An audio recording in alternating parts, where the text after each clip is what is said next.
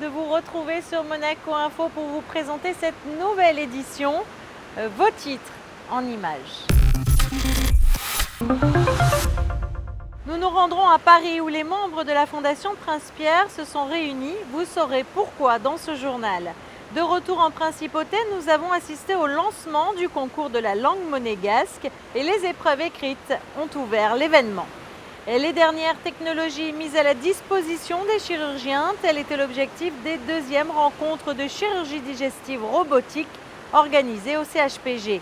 À l'approche du Grand Prix, retour sur les traditionnelles journées de formation des commissaires de course de l'Automobile Club.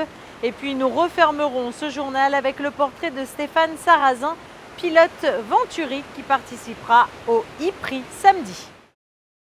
Mais avant de développer ces titres, des informations sur la série d'accidents qui s'est déroulée ce jeudi matin à l'entrée de Monaco. Je vous propose d'écouter Jean-Luc Puyot, directeur de l'aménagement urbain. Il revient sur le sujet.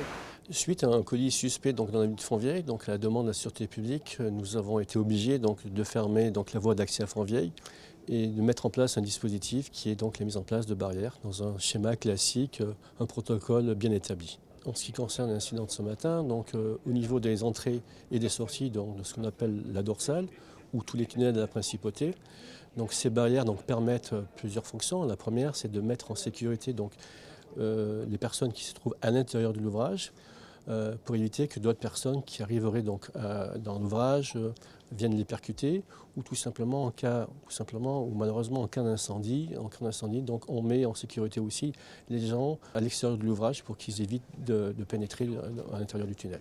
Une fois que le protocole a été mis en place, c'est-à-dire la fermeture de la barrière, la barrière a été signalée avec les dispositifs de sécurité. Il y a un deux roues qui est venu percuter la barrière. À l'issue de ça, on a décidé de mettre en sécurité l'ouvrage pour que les secours puissent lui prodiguer les soins. Et en fermant en amont aussi l'ouvrage, on a eu deux petits incidents. La première, c'est une voiture qui est venue toucher une barrière. Et le deuxième, c'est deux roues qui ont essayé de contourner la barrière et qui, malheureusement, a chuté.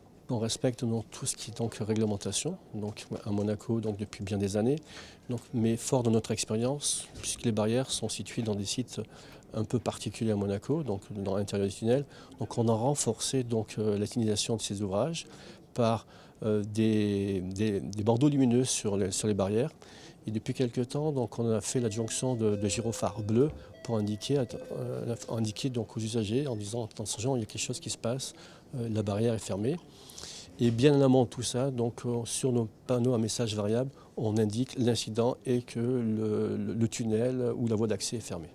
Et puis alors, il existe un site internet ou une application pour les usagers pour connaître les incidents sur la route ? Oui.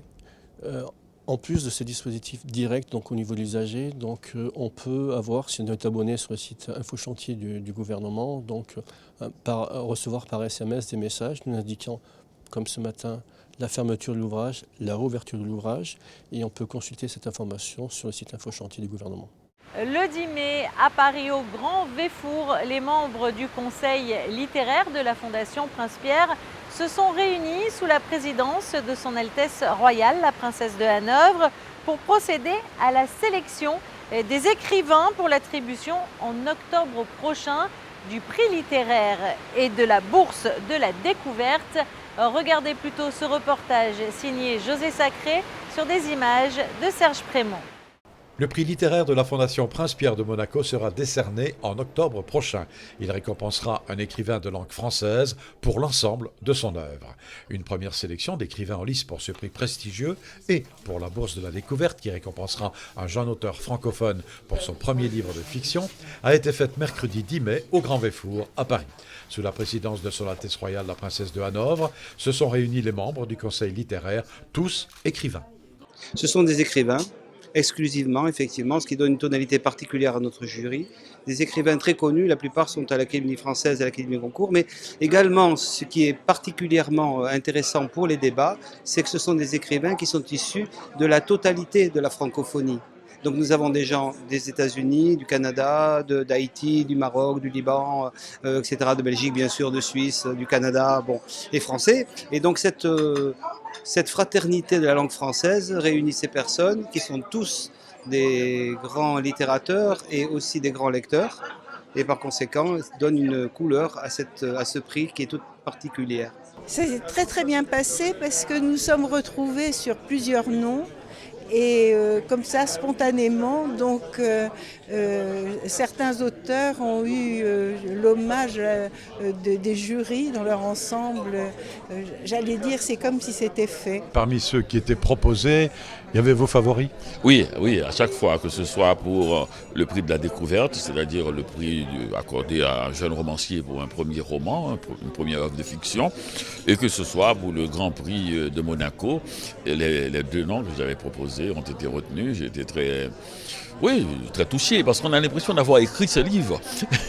On vient défendre des émotions particulières, des émotions d'un lecteur. L'originalité, c'est que ce prix récompense l'œuvre d'un écrivain, ce qui est assez rare parmi tous les prix. Oui, tout à fait. D'ailleurs, c'est ce qui fait, j'allais dire, son poids. C'est-à-dire que c'est pas seulement un coup, un livre, quelque chose. C'est vraiment un parcours, une figure, quelqu'un qui, soit par sa vie et son œuvre, souvent évidemment il faut qu'il y ait les deux, comme l'an dernier Adonis par exemple, et bien d'autres, toute la liste est très prestigieuse, qui a marqué vraiment, qui a créé quelque chose de nouveau et qui a marqué une époque, qui a un poids. Voilà. C'est un prix très différent des prix de rentrée qui couronnent des livres. Les écrivains retenus pour le prix littéraire Prince-Pierre de Monaco 2017 sont Michel Tremblay, Annie Ernaux, Maurizio Serra. Et pour la Bourse de la Découverte, Pierre Adrian pour Les Armes Simples, Cédric Gras pour Anthracite, Frédéric Gros pour Possédé, Néhémie Pierre Dahomey pour Rapatrié et Blandine Rinkel pour L'Abandon des prétentions. À Monaco, le concours de la langue monégasque vient de s'ouvrir. Les épreuves écrites de ce rendez-vous annuel ont débuté. Sandrine Nègre a suivi le déroulé de ce concours à l'espace Léo Ferré. Regardez son reportage. Ambiance à la fois studieuse et décontractée devant l'espace Léo Ferré ce jeudi 11 mai. Dans quelques minutes, tous ces élèves franchiront les portes pour découvrir les sujets et les thématiques à l'honneur cette année. Une étape toujours importante dans ce concours. Ce concours est organisé depuis 1981, conjointement par la mairie de Monaco, la direction de l'éducation nationale et le comité national des traditions monégasques. Il se déroule en 2 temps. Première partie des épreuves écrites, donc aujourd'hui les élèves vont s'installer pour présenter leur écrit, et deuxième temps une épreuve orale qui se déroulera en mairie. Donc il faut savoir que tous les élèves qui font du monégasque présentent cette épreuve à partir de la classe de CM2 et jusqu'en terminale, ce qui représente environ 1400 élèves. Et environ 7% d'entre eux vont être retenus pour passer l'épreuve orale en mairie qui se déroulera la semaine du 6 juin. Une participation qui confirme l'intérêt et l'attachement que portent les jeunes de la principauté aux racines du pays et à la langue monégasque, afin de la faire vivre et de souligner l'importance du patrimoine.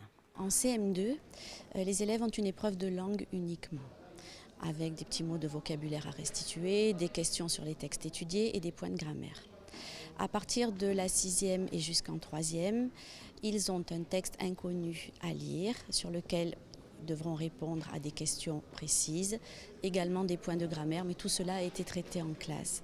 Et en seconde, première et terminale, donc il y a également un texte inconnu, des questions sur ce texte, et puis ensuite un sujet à traiter. Donc là, nous pourrons juger de la qualité de leur rédaction, mais également de leur esprit de synthèse. Et les élèves de la 6e à la 3e ont également une épreuve d'histoire de Monaco.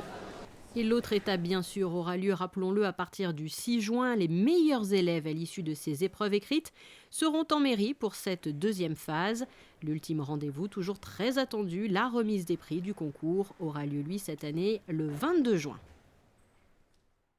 Elles avaient déjà eu lieu une première fois à Marseille. Les rencontres consacrées à la chirurgie digestive robotique ont une nouvelle fois été organisées, mais cette fois-ci en principauté, au cœur de l'amphithéâtre Louc-la-Passe, en présence d'éminents chirurgien digestif. Regardez plutôt le reportage signé Sandrine Nègre, Orazio Gaggino et Éric Pocoy. Ils partagent plusieurs points communs, dont celui bien sûr d'être chirurgien digestif, mais pas seulement, puisqu'ils sont aussi spécialisés en chirurgie robotique. Ces deuxièmes rencontres du sud de l'Hexagone consacrées à ce sujet ont permis un véritable partage d'expériences et de compétences. La chirurgie robotique aujourd'hui est en plein essor, mais elle débute. Et donc on a la chance d'avoir pu faire venir ici à Monaco aujourd'hui des experts de toute la France qui vont nous faire part de leur expérience en chirurgie robotique. Voilà. Il est important comme cela de pouvoir écouter justement ces experts et d'avoir, j'imagine, un recul déjà sur certaines expériences. Oui, parce que la chirurgie robotique se développe dans notre spécialité, plus récemment que dans d'autres, notamment en urologie où ça a commencé bien avant. Et même si nous on a déjà commencé depuis 4 ans, ça reste encore une nouveauté, des nouveautés. Et chacun, même les experts, sont contents de partager leur expérience avec d'autres, puisqu'on est vraiment dans un terrain qui se découvre avec la chirurgie robotique en digestif. Montpellier, Lyon, Grenoble, Marseille et bien évidemment Monaco. Les chirurgiens présents ici venaient donc de plusieurs villes différentes pour parler d'un même thème, l'émergence de ces nouvelles pratiques et l'importance de l'apport du robot dans la chirurgie digestive. Ce robot, il apporte une amélioration incontestablement au niveau technique pour l'opération, dans la qualité de la prestation du médecin, mais il apporte aussi une amélioration du confort du malade grâce à des techniques qui sont beaucoup moins invasives et donc beaucoup moins pénibles pour le malade. Donc c'est incontestablement l'avenir de la chirurgie et Monaco ne pouvait pas en être absent et nous sommes très heureux d'avoir investi dès 2012 dans ce domaine. La technologie est évidemment un élément essentiel de la qualité des soins. En ce domaine, nous avons été un pionnier puisque c'est dès 2012 que le centre hospitalier Princesse Grace s'est doté du premier robot Da Vinci, d'une somme d'environ 2 millions d'euros, qui avait d'ailleurs été financé par de généreux donateurs. Je tiens à saluer l'action de la Fondation des Amis du Centre hospitalier Princesse Grace qui apportent leur soutien financier et qui viennent s'ajouter donc aux 10 millions d'euros que l'État chaque année consacre à l'amélioration notamment du plateau technique de cet hôpital. On a aujourd'hui un plateau technique qui est au niveau des meilleurs hôpitaux du monde, que ce soit en IRM, en scanner, en mammographe, en robot, on le voit ce matin. Et le fait que nous ayons été choisis pour accueillir ces rencontres est la preuve que ceci est reconnu et de plus en plus reconnu. Mais rien ne serait possible sans la qualité des hommes.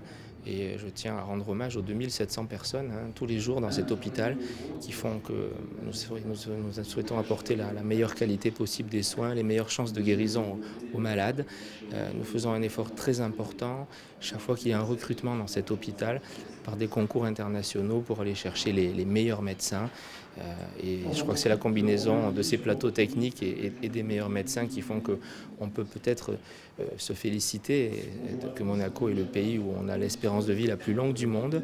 Je veux croire que cela est aussi dû à la qualité de la politique de santé de la principauté. La robotique offre et permet ainsi une nouvelle orientation pour la spécialité que constitue la chirurgie digestive. La robotique peut être utilisée dans plusieurs cadres, celui de la cancérologie colorectale pour des opérations complexes du foie et du pancréas. L'incubateur de Monacotech lance son site internet. Un site à partir duquel les postulants pourront déposer leur projet, plateforme d'entrée pour déposer son dossier de candidature. Le site est dédié aux projets de start-up ou aux start-up déjà créés, mais en quête d'un soutien pour se développer. À noter donc le site qui s'affiche sur votre écran, le www.monacotech.mc.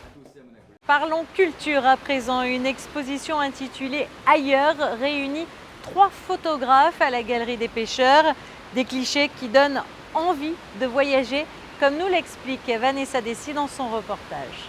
Donner envie aux visiteurs de voyager, voici le message que souhaitent faire passer 3 artistes réunis par l'AIAP le temps d'une exposition. Coup de cœur, moment d'émerveillement, paysage, attitude. Après avoir stocké des photos de voyage pendant plusieurs années, ces 3 amis décident d'en faire une sélection et de les partager avec le grand public. Ce sont des photos de voyage, nous avons appelé l'exposition Ailleurs, et donc Ailleurs, ça veut tout dire. Et c'est donc le résultat de plusieurs voyages que nous avons faits, comme nous voyageons souvent ensemble. On a fait une petite sélection pour trouver les photos qui étaient les plus représentatives des différents pays. Voilà, alors les photos sont présentées là dans la galerie. Elles sont mélangées aussi bien en tant que photographe qu'en tant que pays. C'est vrai qu'après avoir constaté que toutes nos photos restaient dans l'ordinateur, on s'est dit que peut-être on pourrait en faire quelques tirages. C'est pas facile. Bon, on a fait des tirages de quelques photos, puis on a essayé d'avoir le plus de pays possible avec des photos un peu représentatives, un peu coup de cœur aussi. Et on a 17 photos 17 photos chacun. De 17 pays différents. Pierre Cointe est l'un de ces 3 artistes qui dévoilent ses photographies. Ce dernier a très souvent séjourné en Éthiopie. De par son expérience, ses clichés racontent la vie de ces hommes et de ces femmes qu'il a rencontrés au fil de ses voyages. Il y a un 3e artiste qui est Pierre Cointe, qui lui est un photographe de grand talent et qui est très spécialisé dans les photos sur l'Éthiopie. Parce qu'il passe de nombreuses, j'allais dire semaines, même mois en Éthiopie, où il participe à une mission humanitaire et ça lui a permis de prendre de très belles photos. Ailleurs est à découvrir à la Galerie des Pêcheurs jusqu'au 25 juin prochain. Le Grand Prix se prépare en principauté. Comme chaque année, l'Automobile Club a procédé à ces traditionnelles journées de formation des commissaires de piste. Il n'était pas moins de 500 au rendez-vous. Vanessa Dessy. Réputés pour être les meilleurs au monde, les commissaires de course du Grand Prix de Monaco sont prêts à affronter toutes les situations, réagir immédiatement, chaque geste est précis pour éviter le drame. Les pilotes sont bien conscients que leur vie est souvent entre les mains de ces bénévoles. Monaco peut alors se vanter d'offrir une sécurité sans pareil. Mais je pense que c'est très important de préparer bien les commissaires. Les commissaires ils sont là pour aider les pilotes. Et comme nous pilotes, on a un grand respect pour les commissaires et c'est très important que quand on voit les drapeaux jaunes, on ralentit pour que les commissaires peuvent faire leur travail. Et ici à Monaco, ils sont toujours très rapides à enlever les voitures. Comme ici, les commissaires, vraiment, ils n'ont pas de temps de se préparer parce que le circuit il est fermé que pour le Grand Prix. Donc avec ces stages de formation, je trouve qu'ils ont une super préparation. Et on le voit chaque année au Grand Prix que nous, des fois, il y a un accident devant nous. Et dans le temps de 1 minute 20 que nous on fait un tour, déjà le tour d'après, la voiture elle a été enlevée, le pilote il est en sécurité et on a un drapeau vert. Donc c'est magnifique et je remercie beaucoup au travail de tout le monde ici. Plus de 500 bénévoles ont répondu présents cette année encore. Après l'inscription, les choses sérieuses commencent avec 2 jours de formation sans relâche. Rien n'est laissé au hasard, dégagement de voitures, enjambement des rails de sécurité, extinction de feu, coordination des gestes. Le programme est découpé en différents ateliers. Vous avez derrière nous l'atelier feu qui est l'atelier obligatoire pour les nouveaux. C'est aussi peut-être un atelier un peu sélectif. Parce que c'est vrai que la crainte est présente, la peur du feu, la peur du chaud est présente. Alors il y a déjà une petite sélection qui peut se faire. A priori, il n'y en a pas, puisque les gens qui viennent sont tous des volontaires, on ne les oblige pas à affronter le feu. Mais c'est quand même une partie importante des stages, et d'ailleurs elle est menée par les sapeurs-pompiers professionnels. Après, on a un atelier tout simple qui est le franchissement de rails. Ça paraît bête, ça paraît idiot, mais en fait, il y a une méthode pour franchir un rail. Donc elle est décrite, elle est pratiquée, elle est appliquée. Et tout le monde y passe là aussi. Mais ce n'est pas trop éliminatoire, ça. Il y a un atelier qui correspond à un exercice physique qui représente toutes les situations que l'on peut trouver sur une piste. C'est-à-dire des détritus, des déchets, des débris qu'on doit aller retirer de la piste. On doit pouvoir balayer, on doit pouvoir amener un extincteur, après, là aussi, avoir franchi un rail. Donc il y a une progression aussi dans les ateliers, il y a un ordre que l'on va faire, que l'on va donner à tous les commissaires. Il y a 7-8 ateliers au total. Et sachez que l'Automobile Club de Monaco a profité de l'événement pour commencer également le recrutement des commissaires pour le rallye Monte-Carlo WRC. Les inscriptions sont désormais ouvertes auprès de l'ACM. Cette journée était aussi l'occasion pour le collège Charles III d'organiser une sortie pédagogique pour ses élèves. Sébastien Vial, professeur de technologie, nous explique le pourquoi de cette échappée. Depuis cette rentrée scolaire, nous avons dans le cadre du collège Charles III des EPI à faire avec les élèves afin qu'ils puissent faire pour leur fin de troisième un oral de préparation.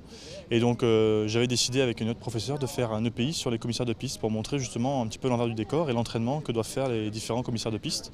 Et donc nous voilà aujourd'hui avec mes élèves, un samedi, ce qui est un peu courant pour des élèves pour le travail. Et donc on est en sortie justement pour voir les différents entraînements que vont faire les commissaires de piste. Et les élèves se sont aussi attachés à trouver des questions à poser aux différents corps de commissaires de piste. Donc que ce soit les commissaires d'intervention, feu, drapeau, chef de poste et directeur de course. Je suis plutôt très content d'eux et très satisfait. Et dans l'ensemble, ils sont plutôt intéressés par le projet parce que c'est pas quelque chose qu'on fait forcément en classe et puis qui est un petit peu différent de ce qu'on peut faire avec une approche justement différente. Vous le savez, samedi se déroulera l'e-Prix à Monaco, une course à suivre bien sûr en direct sur Monaco Info. Suite de notre série de reportages consacrés à Venturi avec le portrait d'un des pilotes de l'écurie monégasque, Stéphane Sarrazin. Le portrait signé Frédéric Hélion. Il était déjà là au tout début de l'aventure, le 13 septembre 2014 à Pékin. Stéphane Sarrazin est au volant d'une des deux monoplaces du team Venturi à l'occasion du premier e-Prix de l'histoire. Pour la troisième saison consécutive, le natif d'Alès dans le Gard défend les couleurs du constructeur monégasque dans le championnat de Formula I. Quand on regarde dans le rétroviseur, Stéphane Sarrazin débute comme beaucoup de pilotes par le karting. Un premier volant entre les mains à 12 ans, soutenu par un père pilote de rallye. 5 ans plus tard, le Français passe en monoplace. Il remporte le volant Elf qui lui permet de débuter en Formule Renault, puis de gravir les échelons jusqu'à la F1. Quand on est en kart, quand on commence à gagner, quand j'étais champion de France junior puis national, de suite je me suis mis à rêver de F1 en fait. Parce que la F1 c'est vraiment l'objectif au début de tous les pilotes. On rêve de ça, c'est incroyable. L'époque Prost, Senna, c'était, je me levais tous les matins tôt quand c'était un décalé. Donc après, entre rêver, avoir envie et y arriver, il y a une grosse marche. Mais j'ai eu la chance d'avoir de bons volants, d'avoir de la réussite, de pouvoir gagner le championnat. Et puis de monter comme ça, parce qu'on est vraiment parti de zéro. Je n'avais pas de budget, pas d'argent pour faire du sport auto. Après la F1, ça a un petit peu bloqué, j'ai pas fait vraiment les bons choix. J'ai fait un Grand Prix avec Minardi au Brésil, après ils voulaient me garder, j'ai pas pu rester, j'ai pas voulu rester. C'était un peu... J'avais 23 ans, donc faire les choix à ce moment-là sans manager, c'était compliqué. Stéphane Sarrazin est un des rares pilotes touche-à-tout, aussi à l'aise sur les routes sinueuses du Tour de Corse en rallye que sur la piste mythique de Spa-Francorchamps ou des 24 heures du Mans en endurance. Capable aussi de marquer des points lors de 10 des 11 courses du championnat de Formula I la saison passée, avec 5 top 5 à la clé. Quand je saute d'une voiture à l'autre, c'est comme si j'avais roulé la semaine d'avant avec la voiture, donc je m'adapte assez vite. Et j'aime ces défis justement de changer comme ça de discipline. La Corse, j'ai fait 9e au général, on était à la bagarre pour la victoire avec Mikkelsen dans la catégorie, c'était génial. Et puis des spéciales 50 km en Corse.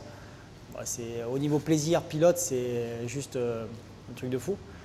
Après Spa, quand je pars en qualif par exemple la semaine dernière avec la Toy pour faire le chrono et que j'ai battu le record du circuit dans la catégorie LMP1, donc la pole, ça aussi c'est magique. Et là je suis ici chez Venturi en espérant faire un super week-end à Monaco à la maison. 6e du championnat de Formula I l'an passé, le pilote Venturi a connu un début de saison plus compliqué, avec un problème de fiabilité au niveau de la boîte de vitesse. Des améliorations ont été apportées et ce e-Prix de Monaco est en quelque sorte le vrai début de saison pour Venturi. On a réglé les problèmes et là je devrais avoir une boîte qui fonctionne normalement et retrouver la perfo de la saison dernière. Je pense qu'à Monaco on va être 20 voitures en 6 et 10e. Donc chaque dixième compte. Après, à moi aussi de bien piloter, de tirer le meilleur de ma voiture, ce qui est compliqué parce qu'on a un tour chrono avec beaucoup de puissance, donc pas mal de dérives. On a tendance à un peu surconduire quelquefois. Donc je vais essayer de faire un super tour et puis une belle course. Avant chaque course, on vient s'entraîner au simulateur. Et c'est pour ça que c'est fantastique que Venturi réussit à développer son propre simulateur.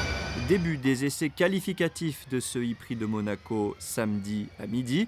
Départ de la course à 16h avec sur la grille les deux pilotes Venturi, Stéphane Sarrazin et Maro Engel. Ce journal touche bientôt à sa fin, mais avant de le refermer, je vous propose de faire un point sur la carte météorologique. Le vent soufflera-t-il aussi fort qu'aujourd'hui? C'est ce que nous allons voir dans la météo. Vendredi, comme les jours précédents, le ciel sera encore incertain. Un soleil caché partiellement par les nuages, moins de vent cependant que jeudi. Par contre, la pluie pourra s'inviter en cours de journée. Du côté des températures, les maximales atteindront les 20 degrés. Samedi, les voitures du e-prix rouleront sous un ciel lumineux. Un soleil doux accompagnera les bolides tout au long de l'après-midi, contrairement à dimanche, où il sera caché du matin jusqu'au soir par les nuages. Le climat sera quant à lui plus doux que les jours précédents. À partir de lundi, le beau temps dominera et les températures seront à la hausse.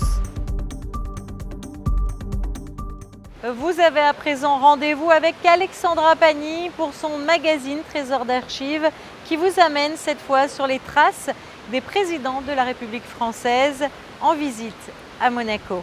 À bientôt.